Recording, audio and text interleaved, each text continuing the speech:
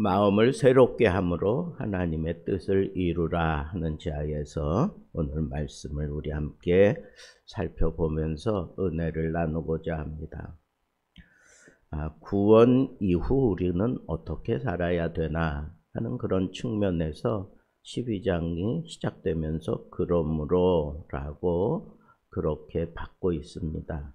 그러니까 11장에 걸쳐서 다루고 있었던 그 문제들 가운데 아주 중요한 문제는 칭의, 어떻게 의로와 짐을 받았는지, 그리고 칭의 받고 난 이후에 어떻게 성화를 이루어 가야 하는지, 그리고 마지막 영광스러운 그런 자리에 이르게 되는 그런 논증을 계속해서 11장까지 펼쳤는데, 그렇다고 하면 이런 성화와 영광스러운 영화의 그런 삶을 우리는 어떻게 살아가야 되는가 하는 측면에서 그러므로라고 받았다고 우리는 생각해야 합니다. 그러면서 1절에서 아주 강하게 어필한 것이 너희에 드릴 영적 예배니라 그랬는데, 그 영적 예배, 이 신약의 예배는 스피리처란 그런 예배다라고 하는 것을 여기서 강조하면서, 그 영적 예배를 온전하게 하는 것은 산제사다. 영어 성경에 보니까 living sacrifice 그랬어요. 그러니까 이 살아서 하나님 앞에 드려지는 것을 얘기하는 거겠죠. 살아있는 그런 모습을 아주 강하게 연상시키는 겁니다. 구약시대의 희생 제물을 바칠 때 하나님께서 구분해 놓으신 규정들이 있는데, 그런 규정대로 하나님 앞에 바치는 것처럼 이 신약시대에도 하나님 앞에 드려진 그 규정이 있는데, 그 드림에 있어서 규정이 뭐냐? 이 산제사라는 거예요. 이렇게 몰간이라고 하는 신학자는 산제사의 요건에 대해서 설명하면서 예배를 드리는 존재로서의 인간은 영이고 성도들이 하나님께 드려야 할 희생 제물이 상징하는 것은 몸이다. 그런데 몸을 바치는 것과 영적인 생활의 법이 이게 함께 이루어져야 충분한 하나님의 뜻 아래 이 몸도 예속시켜서 함께 드려지는 영적 예배가 되는 거다라고 그렇게 얘기를 하면서, 그러기 때문에 우리가 드리는 예배는 한 공간에서 이루어지는 것이 아니라 일정한 공간을 벗어난 우리 하나님 앞에 드려지는 우리들 자신이 머물러 있는 그곳이 바로 하나님 앞에 예배 드려지는 공간이다라고 하는 것을 아주 강하게 얘기를 하고 있습니다. 이런 것들을 우리가 참고해 볼 때, 우리가 하나님 앞에 하나님의 뜻을 추구하며 드리는 그 예배가 성전에서만 이루어질 게 아니라 우리들이 살아가는 이 삶 속에서도 하나님의 뜻대로 우리가 온전히 살아내야 되는 것, 그것이 바로 living sacrifice다라고 하는 것을 우리는 여기서 생각할 수가 있습니다. 모여서 예배하고 그리고 예배당 밖을 나가는 그곳은 바로 하나님의 뜻을 이루기 위해서 우리가 하나님 앞에 드려지는 그런 삶을 살아야 하는 그러한 자리라고 우리가 생각하면서 이 성전과 우리들의 삶의 무대를 자연스럽게 연결시킬 수 있는 이런 지혜가 우리에게 필요하다라고 하는 것을 알 수가 있습니다. 특별히 이 세대에 우리는 갇혀서 살아왔던 것을 생각할 때 이 세대를 본받지 말라. 하나님의 뜻을 이루기 위해서 우리가 해야 되는 일, 이 세대를 본받지 말라라고 그렇게 얘기하면서 시작합니다. 세대라고 하는 것은 그냥 단순한 어떤 시대를 표현하는 게 아닙니다. 하나님 없는 가치관이 지배하는 세상의 체계를 바로 세대라고 얘기하는 겁니다. 다시 말하면 하나님 중심에 두지 않는 사고방식의 그 체계 전부가 다 이 세대라고 하는 그 카테고리 속에 들어가 있다는 겁니다. 오늘 우리의 삶을 돌아보면 세상 가치가 우리 안에 너무도 자연스럽게 스며 있는 것을 발견할 수 있습니다. 성공이 인생의 목표예요. 물질이 행복의 척도가 되어버렸습니다. 신앙생활하는 것조차도 내게 유익이 되는가를 따라 평가를 하는 이 세상적인 가치 체계가 우리 속에 얼마나 많이 파고 들어와 있는지 알 수가 없습니다. 그 틀을 깨라는 거예요. 사도 바울의 외침은 그거예요. 세상의 틀에 맞추지 말고 그 틀을 다 깨버리라는 거예요. 내 마음을 새롭게 해서 그 틀을 깨라는 거예요.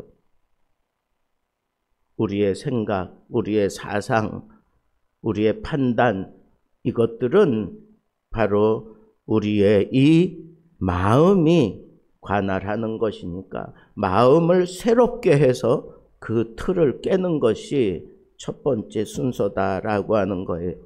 여기 마음을 새롭게 한다라고 하는 그 표현 가운데 새롭다라고 하는 것은 그냥 고치는 정도가 아닙니다.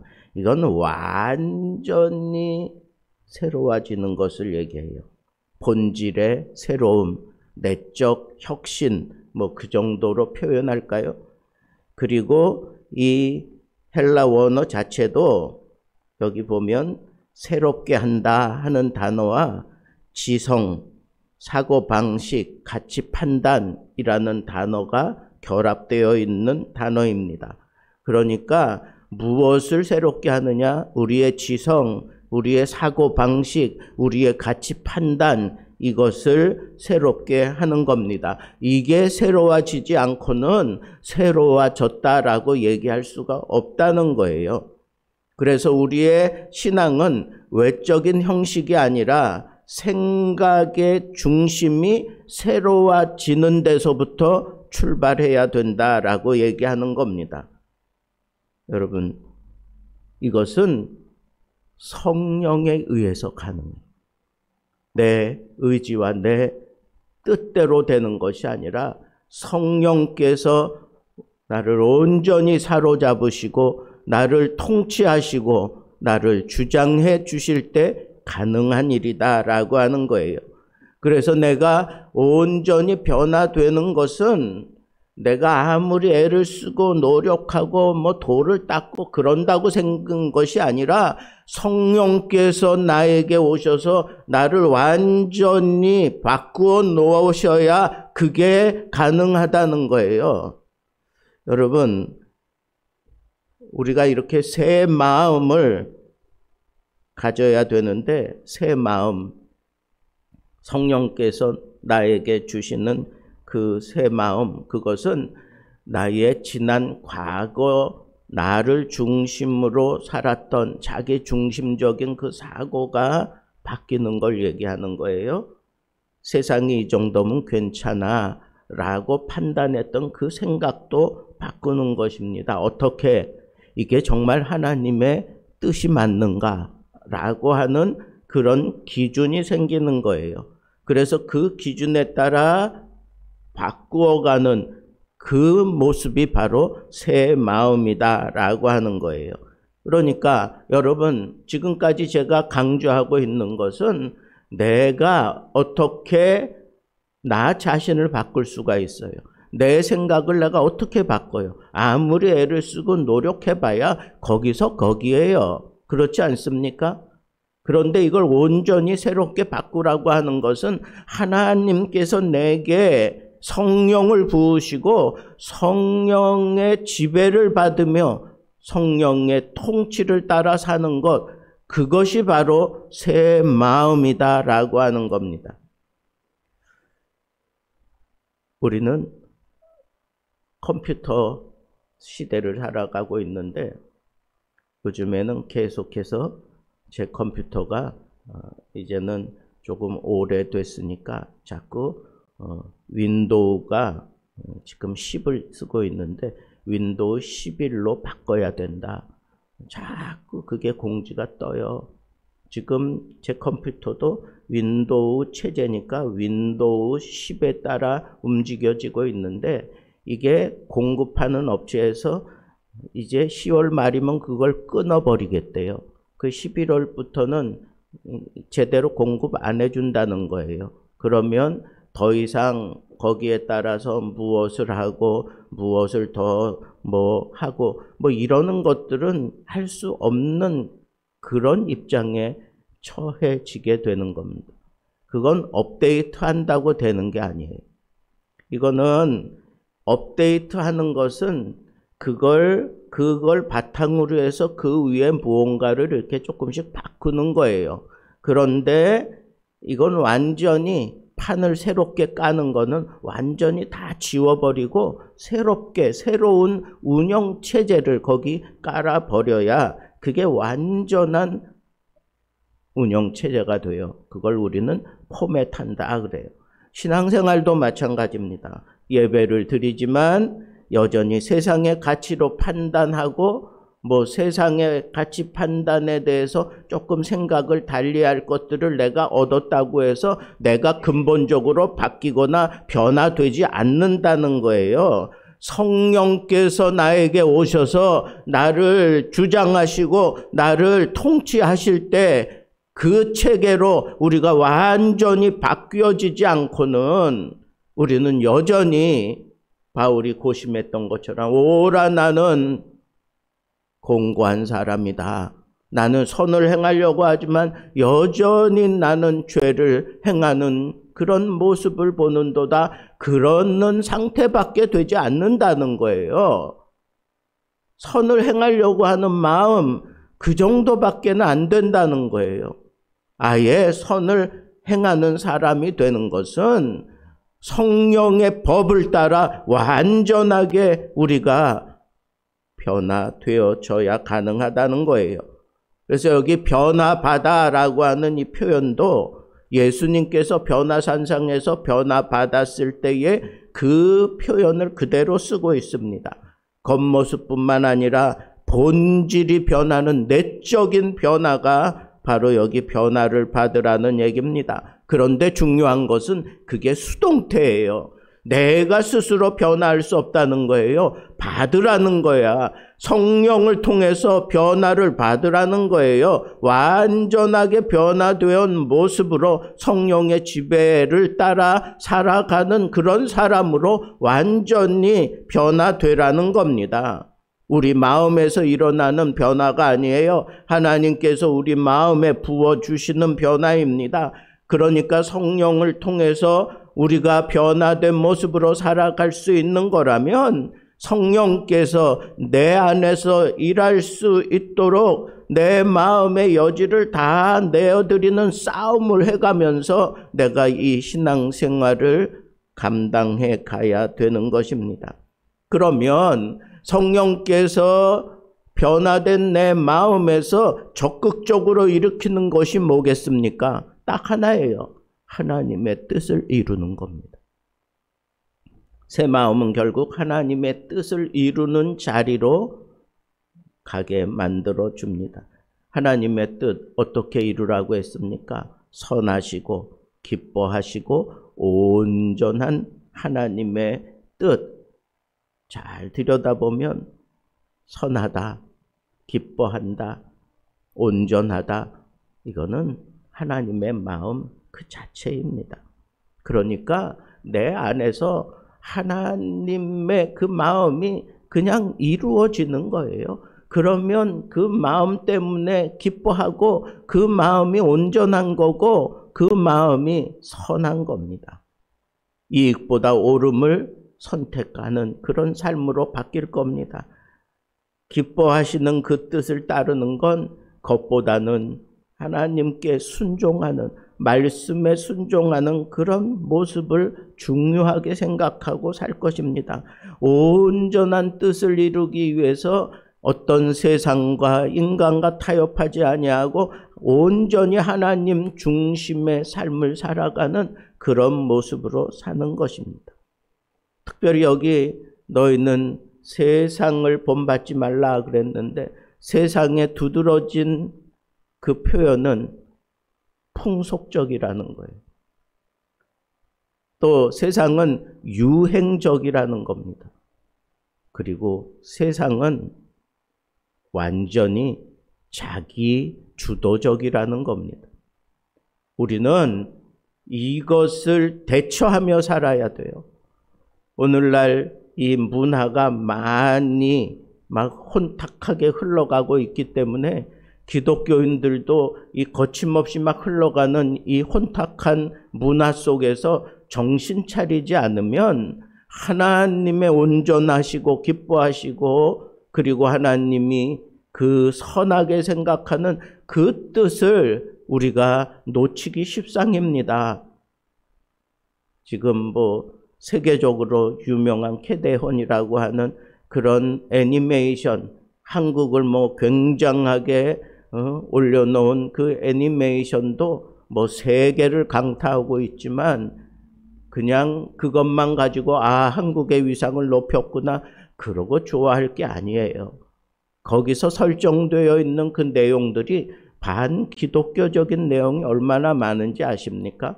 세상을 굉장하게 미화시키고 있는 모습들이 얼마나 많은지 아십니까? 이런 것들을 분별해야 된다는 거예요. 이 세상을 분별할 수 있는 그런 눈이 우리에게 필요한데 그 눈과 더불어서 이 마음으로 그런 것들을 내가 대처하고 그런 것들을 내가 분명하게 해결하는 그것은 마음의 문제라는 거예요. 근데 그 마음, 그것은 성령께서 나를 지배하실 때 가능하고 그 성령의 지배를 따라 살아가는 동안에는 우리가 하나님의 뜻을 따라 이 모든 것들을 바르게 판단하고 이루어가며 살아가는 그런 삶을 살 수 있다고 하는 것을 우리에게 얘기하고 있습니다. 그렇습니다. 마음이 변화되어야 합니다. 새 마음을 품어야 합니다. 성령께서 나를 지배하시고 온전히 주장해 가실 수 있도록 부단하게 하나님 앞에 나 자신을 내려놓는 산 제물로서 하나님 앞에 순종하고 하나님의 뜻을 따라 내가 온전히 바르게 헤아리며 살아가게 만들어주는 가장 확실한 방법은 바로 하나님 앞에 예배하는 겁니다. 이 예배를 통해서 우리는 이 세상을 이길 수 있는 힘을 얻습니다. 이 세상에 지지 아니하고 세상을 다스릴 수 있는 굉장한 지혜를 얻습니다. 세상이 아무리 굉장한 힘을 가지고 치고 올지라도 당당하게 맞서서 이겨낼 수 있는 하늘의 신령한 은사로 나를 채워주는 자리가 바로 이 예배 자리라고 하는 이 사실을 여러분들이 생각한다면 우리가 하나님의 은혜를 받은 자로서 하나님의 자녀로서 세상을 다스리고 정복해야 되는 사람으로서 이 예배가 얼마나 소중하고 세상으로 나아가기 전에 우리가 이 예배를 붙들지 않으면 나는 여지없이 또 세상에 질 수밖에 없다고 하는 이 사실을 생각하면서 예배가 나를 살린다. 예배가 하나님의 뜻을 이루게 한다 하는 이 분명한 믿음의 고백을 하면서 예배의 자리에 아낌없이 모든 것을 다 투자하고 나와서 이 예배를 살려낼 수 있는 하나님의 거룩한 예배자들 되기를 우리 주님의 이름으로 축복합니다.